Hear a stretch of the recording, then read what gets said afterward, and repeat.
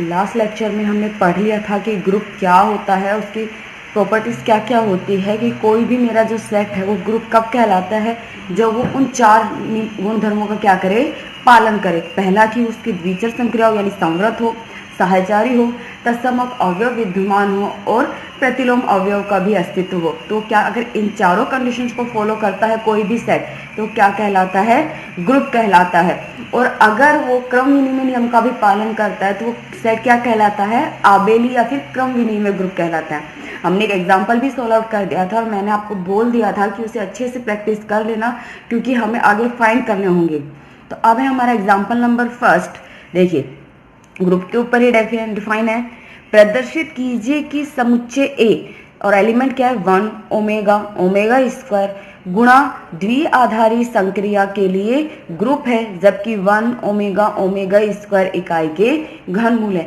इसने हमें एक सेट दिया है ए, जिसमें एलिमेंट है 1 ओमेगा और ओमेगा स्क्वायर, जिसकी संक्रिया क्या दी हुई है, गुणन संक्रिया दी हुई है। हमें ये प्रूफ करना है कि जो ये मेरा सेट ए है गुणन संक्रिया के लिए क्या है, एक ग्रुप है, और जहाँ 1 ओमेगा ओमेगा स्क्वायर क्या इकाई के घनमूल है। और ये तो आपको पता है कि 1 प्लस ओमेगा स्क्वायर की वैल्यू 0 होती है, ओमेगा क्यूब 1 होता है। तो मुझे इस सेट को ग्रुप प्रूफ करना है, तो सबसे पहले इसकी मैं इसे कैसे सोल्व आउट करूंगी, मैट्रिक्स से गुणन संक्रिया ऑपरेट करूंगी। 3 इसके एलिमेंट है 1 ओमेगा ओमेगा स्क्वायर, क्लियर है। संक्रिया ही से कौन सी दी हुई है, हमें गुणन संक्रिया दी हुई है, तो गुणन संक्रिया से ऑपरेट करूंगी। तो सबसे पहले मैं इसकी संक्रिया सारणी बना रही हूँ, उसके बाद हम फॉलो करेंगे। क्योंकि हमने जब एग्जांपल नंबर 8 किया था तो उसने 2 एलिमेंट के बीच में जो संक्रिया डिफाइन करके दी थी कि a plus B minus A B था वो, लेकिन यहाँ सिर्फ इन्होंने संक्रिया दी और सेट दिया है। तो सबसे पहले मुझे इसकी संक्रिया सारणी बनानी है, उसके बाद हम चेक करेंगे कि ये ग्रुप है या नहीं है। तो संक्रिया सारणी इसी तरीके से बनेगी, एलिमेंट हो गए 1 ओमेगा ओमेगा स्क्वायर और संक्रिया कौन सी दी हुई है, गुणन संक्रिया। नाउ 1.1 क्या होगा, 1 होगा, 1 dot omega omega 1 dot omega square omega square.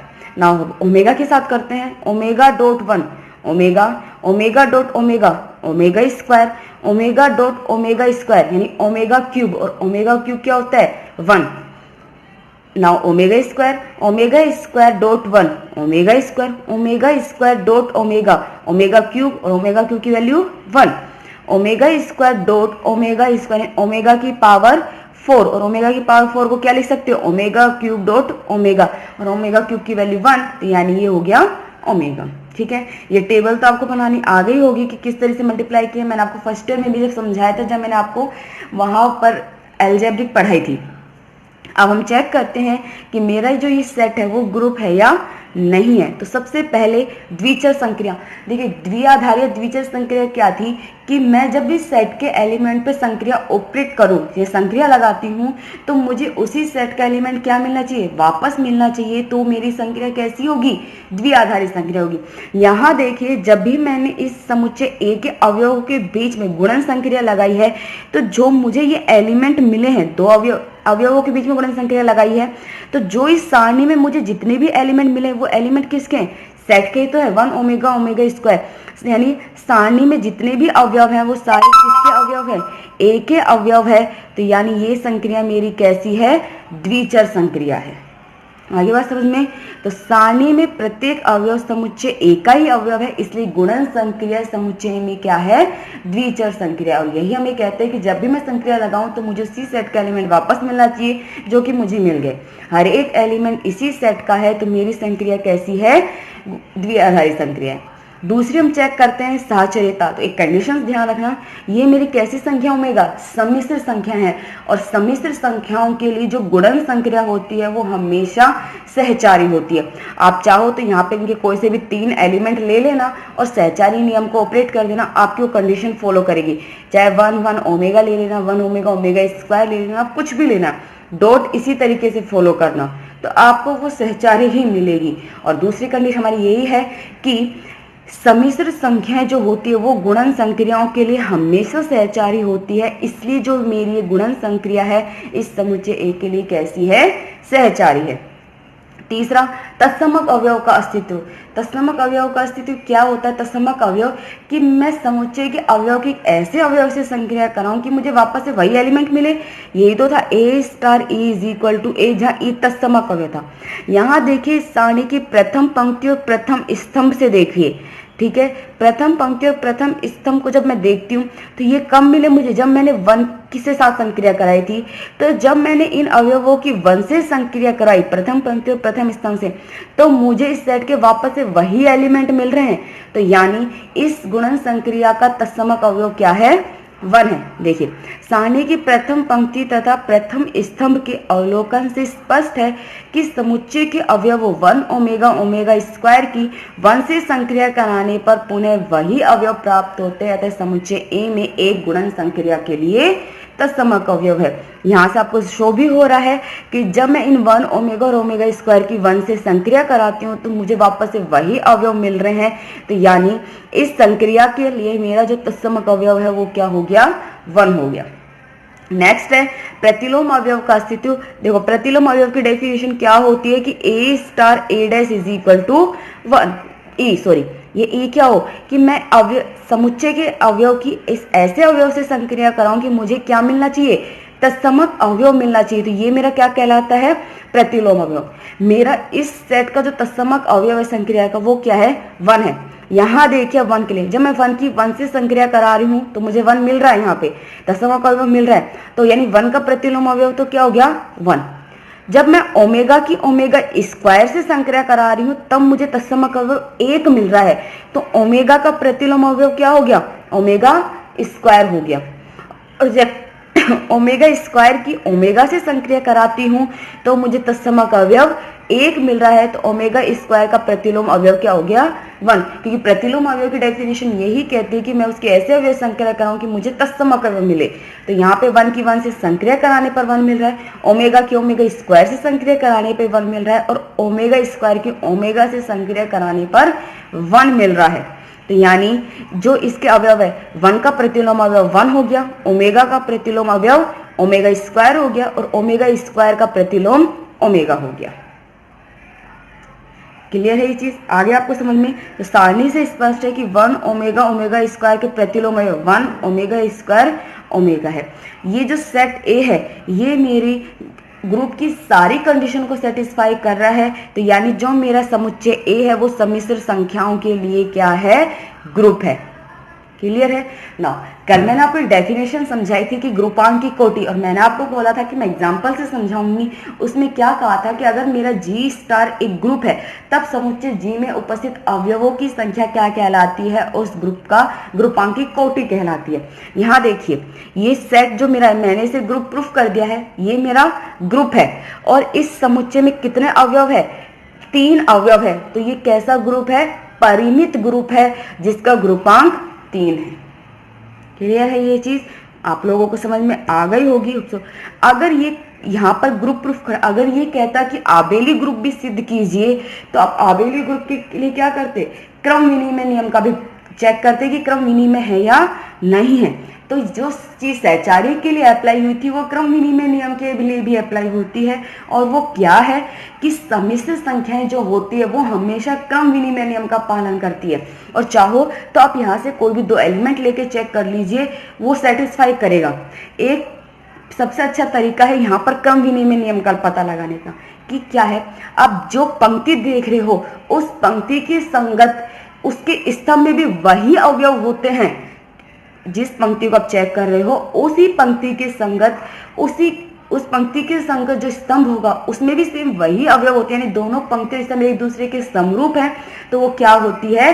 क्रम विनिमय होती है। यहाँ देखिए आप सबसे पहली पंक्ति, इसमें क्या है? 1 ओमेगा ओमेगा स्क्वायर। पहली पंक्ति पहले स्तंभ में सेम एलिमेंट है 1 ओमेगा ओमेगा स्क्वायर। दूसरी चेक करते हैं ओमेगा ओमेगा स्क्वायर 1। दूसरी पंक्ति में दूसरे स्तंभ चेक कीजिए ओमेगा ओमेगा स्क्वायर 1 समरूप है। तीसरी हम पंक्ति देखते हैं ओमेगा स्क्वायर 1 ओमेगा, और इस तीसरी के करस्पॉन्डिंग स्तंभ देखते हैं ओमेगा स्क्वायर 1 ओमेगा। यानी हर एक पंक्ति के संगत जो स्तंभ है उसमें वही अवयव है जो पंक्ति में। तो यानी ये मेरा क्या है? क्रम विनिमय है। तो क्रम विनिमय नियम का इस सारणी से इसी तरीके से इजीली पता लगा सकते हो कि वो क्रम विनिमय है या नहीं है। तो तो यानी ये मेरा ग्रुप कैसा है, आबेली ग्रुप है। आगे बात समझ में। तो जो आपका एग्जाम्पल नंबर 2 है जिसमें आपको 4 एलिमेंट दिए हुए हैं, 1 -1 आयोटा माइनस आयोटा, और वही संख्या दी है गुण, और हमें अबेलियन ग्रुप प्रूफ करना है इससे सीमित तो अवयव। तो सबसे पहले आप इसकी इसी तरीके से सारणी बनाओगे गुणन संख्या से, एलिमेंट 4 है, इस चीज का ध्यान रखना। सेम प्रोसेस ये है, आप इस एग्जाम्पल को अच्छे से सोल्व जब कर लोगे तो आपके एग्जाम्पल नंबर 2 है वो भी आप इजीली सोल्व कर सकते हो। सेम यही है, इसी तरीके से होगा। इसमें क्रम विनिमय चेक करना है तो मैंने आपको बता दिया कि आप क्रम विनिमय डायरेक्ट कैसे बता सकते हो। क्लियर है? तो आपको ये समझ में आ गया होगा। अब एक एग्जाम्पल नंबर 3 है तो वो इसी तरीके का, लेकिन जो डिफरेंस है वो क्या है वो मैं आपको समझा देती हूँ। यहाँ पे मॉडुलो यूज में दिया हुआ है, और आपको मॉड्यूलो मैंने फर्स्ट टर्म में पढ़ाया भी था क्या होता है। यहाँ देखिए एग्जाम्पल नंबर 3 क्या कह रहा है कि प्रदर्शित कीजिए कि समुच्चय जी जिसमें एलिमेंट है 0 1 2 3 4 संक्रिया +5, इसे हम बोलते हैं मोडुलो योग 5, ठीक है, या फिर योग समशेष मोडुलो 5 के लिए एक परिमित क्रम विनिमय ग्रुप है जिसका ग्रुपांक 5 है। हमें ये कह रहा है कि मुझे एक सेट दिया हुआ है जी जिसमें 5 एलिमेंट है 0 1 2 3 4, इसमें जो संक्रिया दी हुई है वो है मोडुलो 5, मोडुलो योग 5। हमें ये प्रूफ करना है कि इस मोडुलो योग 5 के लिए जो भी मेरा सेट है वो एक परिमित क्रम विनिमय ग्रुप है और जिसका ग्रुपांक 5 है। आगे बात समझिए, परिमित क्रम विनिमय। अब यहाँ मोडुलो के ऊपर बात दी हुई है तो याद आ गया आपको मोडुलो 5, तो यानी इस मोडुलो 5 का क्या है, आपकी संक्रिया तो यहाँ प्लस होगी, योग संक्रिया, लेकिन इस 5 का क्या मतलब है कि जब आप दोनों एलिमेंट को ऐड करते थे, संक्रिया जब टेप संक्रिया सारणी आप बनाओगे तो ऐड तो आपको करना ही होगा, क्योंकि संक्रिया कैसी है, योग 0 + 0 1 + 1 2 + 2 2 + 3 इसी तरीके से। तो इस मोडुलो से क्या कंडीशन आई है कि जब आप ए और बी का योग करोगे, और क्योंकि मोडुलो आपको कितना दिया हुआ है 5 दिया हुआ है, अगर ए और बी दोनों का योग 5 से कम है तो वैल्यूज वो एज इट इज आएगी जो आपको आ रही है। जैसे आपने 1 और 2 को जोड़ा तो कितना आ गया 3, 5 से कम है तो वो 3 ही रहेगा। लेकिन अगर इन दोनों का योग 5 से ज्यादा है या उसके 5 के बराबर है, क्योंकि जो मोडुलो दिया हुआ है उसके ऊपर बात कर रहे हैं, 5 है या 5 की से ज्यादा है, तब आपको क्या करोगे, ए और बी इन दोनों के योग में से 5 को सबट्रैक्ट कर दोगे, तो जो आपका बचेगा वही आपकी अवयव आएगा। आगे बात समझ में। यहाँ मॉड्यूलो 5 है, 6 दिया हुआ होता तो 6 की कंडीशन हो जाती, 10 होता तो 10 की कंडीशन हो जाती। तो मॉड्यूलो का यही डिफरेंस है कि आप जब इस पे योग संक्रिया लगा रहे हो मॉड्यूलो के साथ ही, तो अगर ए और बी दोनों का योग 5 से कम आ रहा है तो जो योग आ रहा है आप एज इट इज लिख दोगे, और अगर उनका योग 5 या 5 से ज्यादा है तो उन योग में से 5 को सबट्रैक्ट कर दोगे। अब देखिए मैं आपको टेबल बताती हूँ कि कैसे बनी है। एलिमेंट है 0 1 2 3 4, क्लियर है। संक्रिया दी हुई है मॉड्यूलो योग 5, कीजिए 0 + 0 0 होगा, 0 + 1 1 5 से कम है, 0 + 2 2, 0 + 3 3, 0 + 4 4, ये सारी वैल्यूज 5 से कम थी तो इसलिए एज इट इज योग आ गए। 1 के लिए देखिए 1 + 0 1, 1 + 2 सॉरी 1 + 1 2, 1 + 2 3, 1 + 3 4, ये तो 5 से कम थी एज इट। अब यहाँ देखिए 1 + 4 क्या आ रहा है आपका 5 आ रहा है। कंडीशन क्या है कि जब ए और बी का योग 5 या उससे ज्यादा हो तो हम उसमें योग में से किसको सबट्रैक्ट कर देते हैं 5 को। तो 1 + 4 5 आ रहा है, इसमें से 5 को सबट्रैक्ट कर दोगे तो क्या बचेगा 0 बचेगा, ठीक है। 2 + 0 2, 2 + 1 3, 2 + 2 4, 2 + 3 5 बराबर आ रहा है, 5 सबट्रैक्ट कर दोगे तो क्या हो गया 0। 2 + 4 6 ज्यादा है 5 से, 6 में से 5 सबट्रैक्ट करोगे कंडीशन तो कितना बचेगा 1। आपको इस चीज का ध्यान रखना है। इससे नाउ 3 + 0 3, 3 + 1 4, 3 + 2 5 5 सबट्रैक्ट कर दोगे 0। 3 + 3 6 5 से ज्यादा है, 6 में से 5 को सबट्रैक्ट कीजिए सेकंड वाली 1 बचेगा। 3 + 4 7 7 में से 5 गए तो 2। इसी तरीके से 4 + 0 4, 4 + 1 5 दूसरी कंडीशन, 5 में से 5 0, 4 + 2 6 6 में से 5 1, 4 + 3 7 7 में से 5 2, और 4 + 4 8 8 में से 5 3। क्लियर है। बस मॉडुलो की एक कंडीशन होती है, जहां पर आ जाए 6 होता है तो 6 के लिए ऑपरेट करते, 7 होता है तो 7। बाकी आपको सोल्व करने का प्रोसेस वही है कि इसमें सारणी में प्रत्येक अवयव जी का द्विचर संक्रिया है। यहाँ से कोई भी आप 3 एलिमेंट देख लेना तो वो आपको पालन करेगा कि सहचारिता नियम का भी पालन करेगा। आगे आपको ये बात समझ में, उसी तरीके से तत्समों का अवयव आपको पहली पंक्ति पहले स्तंभ से पता चल जाएगा कि क्या होता है और क्या नहीं होता है। तो आपको समझ में आ गया होगा कि इसे हम कैसे प्रूफ कर सकते हैं। जैसे एग्जांपल नंबर फर्स्ट था, आगे का सेम प्रोसेस आपका वही है। अगर ये ग्रुप प्रूफ हो जाता है तो इसका ग्रुप आप बता दोगे जिसमें 5 एलिमेंट है। क्लियर है। एग्जांपल नंबर जो 4 है, मैं आपको सिर्फ समझा रही हूँ, वो दिया हुआ है सिद्ध कीजिए कि समुच्चय जी ABCD जहाँ दिए ये 4 मैट्रिक्स दिए हुए अवयव गुणन यानी मैट्रिक्स गुणन के लिए क्रम विनिमय है। आपको मैट्रिक्स फॉर्म में दिया हुआ है और संक्रिया कौन सी दी हुई है, गुणन संक्रिया दी हुई है, और हमें ये प्रूफ करना है कि ये क्या है, क्रम विनिमय ग्रुप होगा। तो सबसे पहले आपको जब मैट्रिक्स है, क्योंकि आपको जिस तरीके से वो टेबल बनाओगे इस तरीके से ये होगी एलिमेंट ABCD मैट्रिक्स का गुणन है, तो ए का ए के साथ जब करोगे तो क्या होगा, तो आपको यहाँ पर सबसे पहले मैट्रिक्स को सोल्व करना होगा। देख लेना, ए का ए के साथ करोगे तो ए होगा, ए और बी का इन दोनों मैट्रिक्स का गुणन करोगे तो क्या होगा, ए का सी के साथ, ए का डी के साथ, फिर बी का ए के साथ, बी का सी के साथ, बी का डी के साथ। एक चीज आपको पता चल जाएगी, ए इकाई मैट्रिक्स है, तो इसके साथ किसी का भी गुणन करोगे तो वही मैट्रिक्स आएगी। तो आप पहले मैट्रिक्स सोल्व करना और उसके बाद ये सारणी बनेगी इसकी हेल्प से, जो आप मैट्रिक्स को सोल्व करोगे, जैसे ये सारणी बनेगी तो आपको उसी तरीके से ये क्वेश्चन आगे सोल्व करना है जिस तरीके से आपने एग्जाम्पल नंबर फर्स्ट किए हैं। तो ये 4 एग्जाम्पल थे आपके जो बिल्कुल सेम तरीके के थे, सिर्फ मॉडुलो और सारणी का डिफरेंस था। आप लोग कर लेना। अगर इसमें से किसी में भी कोई भी डाउट होता है, समझ में नहीं आता है, तो आप मुझे बोल देना, मैं आपको फिर से ये समझा दूंगी। ठीक है। नेक्स्ट है आपका एग्जाम्पल नंबर 5 है। यहाँ पे देखिए क्या कह रहा है, सिद्ध कीजिए कि मैट्रिक्स समुच्चय, आपको एक मैट्रिक्स का सेट दिया हुआ ए, जो क्या है cos alpha minus sine alpha sine alpha cos alpha, जहां अल्फा क्या दिए, वास्तविक संख्या यानी आर से बिलोंग करती है, मैट्रिक्स गुणन के लिए क्रम विनिमय ग्रुप है। यहाँ पर आपको 2x2 की मैट्रिक्स दी हुई है, तो मैट्रिक्स है और संक्रिया कौन सी दी हुई है, गुणन संक्रिया दी हुई है, और हमें प्रूफ करना है कि जो ये मैट्रिक्स है ये गुणन संक्रिया के लिए कैसा ग्रुप है, क्रम विनिमय ग्रुप है। तो सबसे पहले तो मैंने इसको एक सेट में डिफाइन कर लिया कि माना जी मेरा एक सेट है जिसमें किस तरीके के एलिमेंट है, ए अल्फा, इस मैट्रिक्स टाइप के, जहां ए अल्फा आपको क्या दिया हुआ है, cos alpha minus sine alpha cos alpha, और अल्फा किसका एलिमेंट होगा, वास्तविक संख्या आर का, क्योंकि दिया हुआ है। ठीक है। अब मुझे इसे क्रम विनिमय ग्रुप प्रूफ करना है, तो सबसे पहले मुझे द्विचर संक्रिया, जिसे मैंने आपको बता दिया था कि समवृत्ता भी बोलते हैं, वो चेक करोगे कि कोई भी 2 एलिमेंट, उसके लिए हमें 2 एलिमेंट चाहिए क्योंकि जी क्रॉस जी से जी पर थी समवृत्ता। तो सबसे पहले मैंने यहाँ पे डिफाइन कर ली इस सेट जी के कोई 2 मैट्रिक्स डिफाइन कर दी, एक हो गई ए अल्फा और एक हो गई ए बीटा, जो जी को ही बिलोंग करेगी, जहाँ अल्फा बीटा किसको बिलोंग करेंगे, आर को। तो ए अल्फा तो होगी cos alpha minus sine alpha cos alpha, और ए बीटा होगी, अल्फा की जगह बीटा हो गया, cos beta minus sign beta cos beta. Clear है ये चीज ना।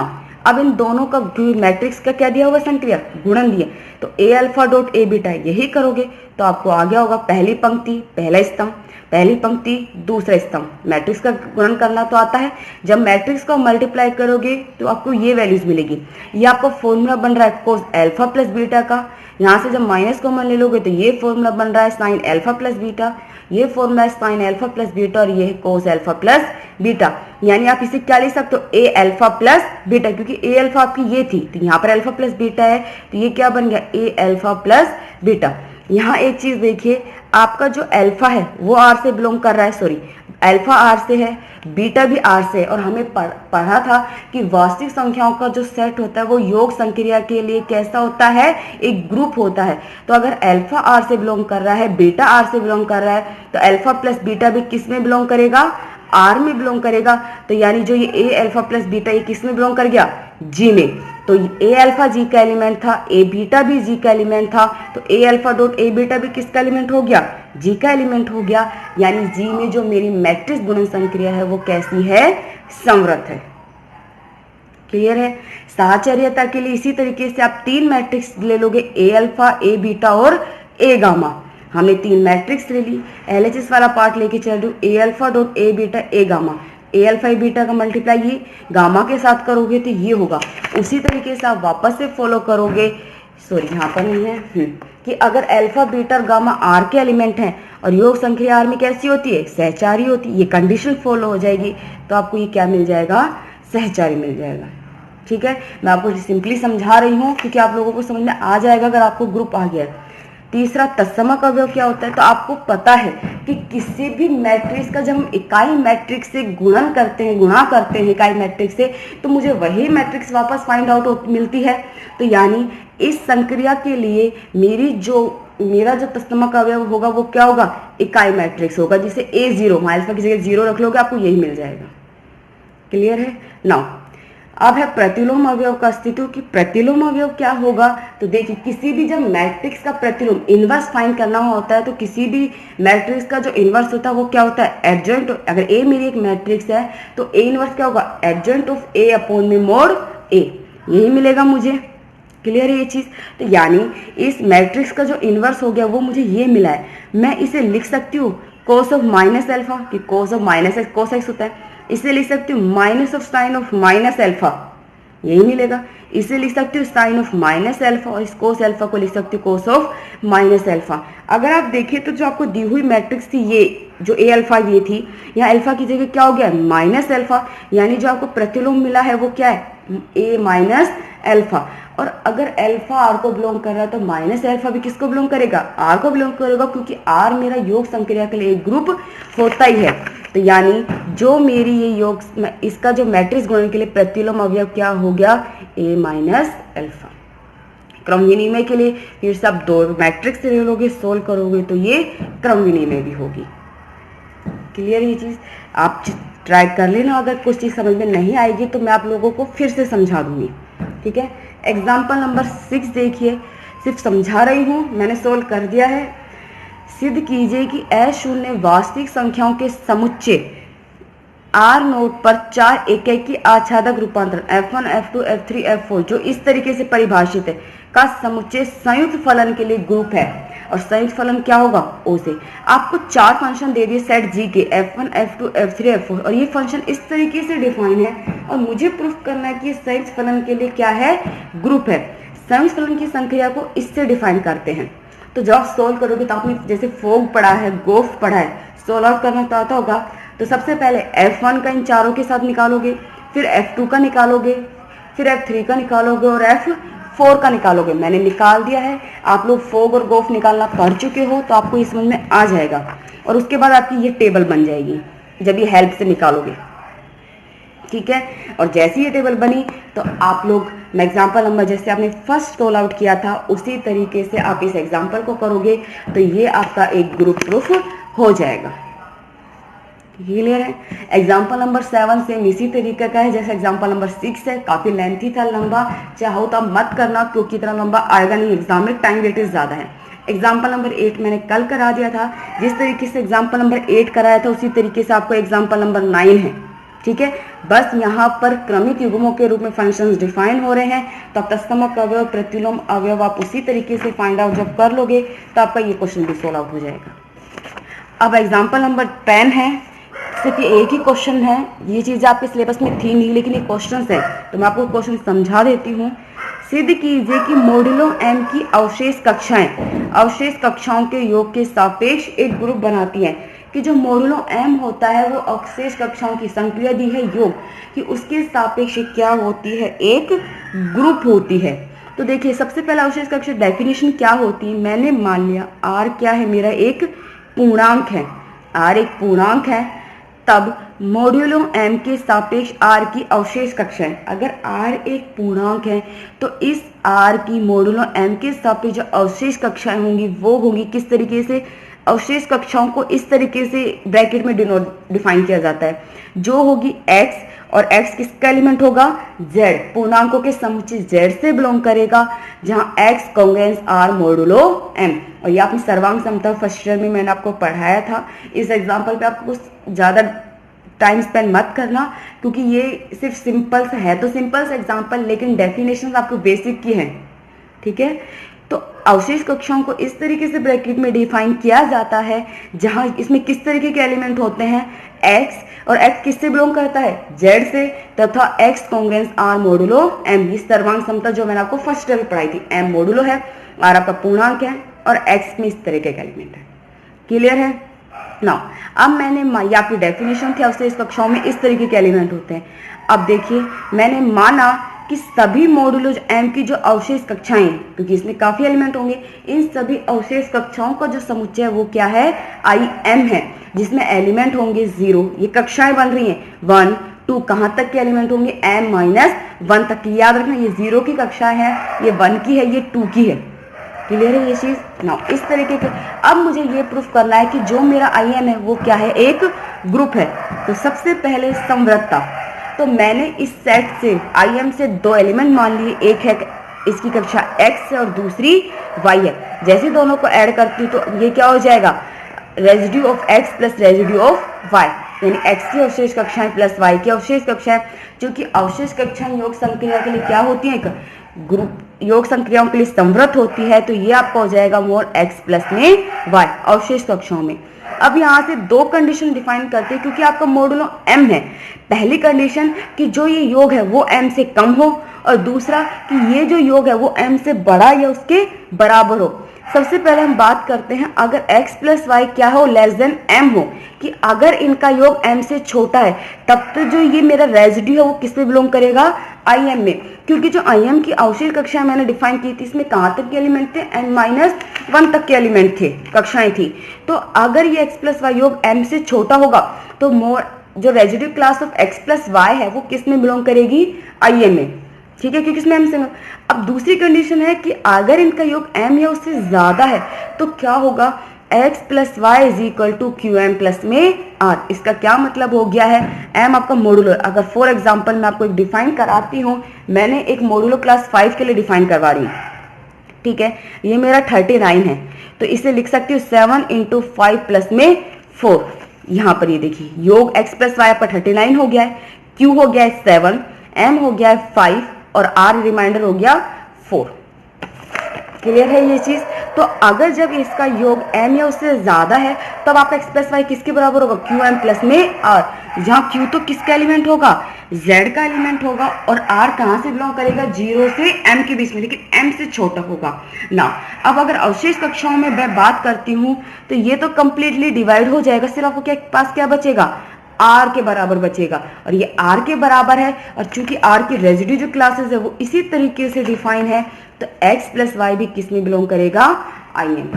तो जब x भी IM है, y भी IM में बिलोंग कर रहा है, तो x plus Y residue class of y, x plus residue class of y belongs to IM, यानी IM अवशेष कक्षाओं की योग संक्रिया के लिए समृत है। साहचर्यता भी इसी तरीके से डिफाइन हो जाएगी, 3 क्लास ले लीजिए, कक्षाएं ले लीजिए, x, y और z, इसी तरीके से ऑपरेट करोगे। नाउ ये हो गई x plus Y plus z।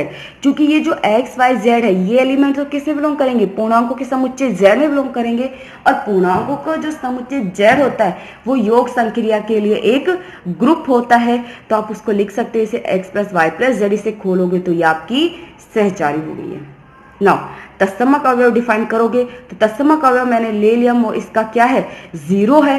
क्योंकि 0 को जब आप डिफाइन करोगे तो आपको एलिमेंट इस तरीके से मिल जाएंगे, model residue class of x plus residue class of 0, आपको वापस से वही मिलेगा। ये चीज प्रतिलोम अवयव के लिए अगर मैं बात करती हूँ तो मैंने मान लिया इसके लिए तत्समक अवयव क्या हो गया है, 0 हो गया है। प्रतिलोम के लिए बात करती हूँ, अगर मेरा ए IM का एलिमेंट है तो ये किस तरीके से लाई करेगा, 0 से लेके m के बीच में। इस कंप्लीट को माइनस से मल्टीप्लाई कर दीजिए, जैसे माइनस से मल्टीप्लाई करोगे साइन चेंज हो जाएगा, माइनस से मल्टीप्लाई करते साइन चेंज हो जाएगा, और उस पूरे में m को ऐड कर देना, तो आपको ये चीजें मिलेंगी। क्लियर है ये चीज।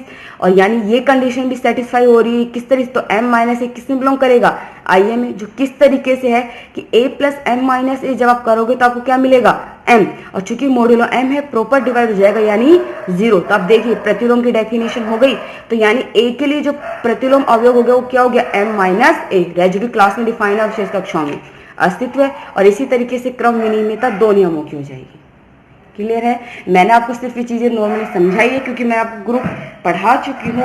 आप लोग ये एग्जाम्पल सोल्व कर लेना। अगर किसी भी एग्जाम्पल में या किसी भी क्वेश्चन में कोई भी डाउट हो, ग्रुप समझ में नहीं आया है, तो आप मुझे बता देना, मैं आपको फिर से समझा दूंगी। लेकिन आप लोग इन्हें खुद से एक बार सोल्व जरूर कर लेना। ओके।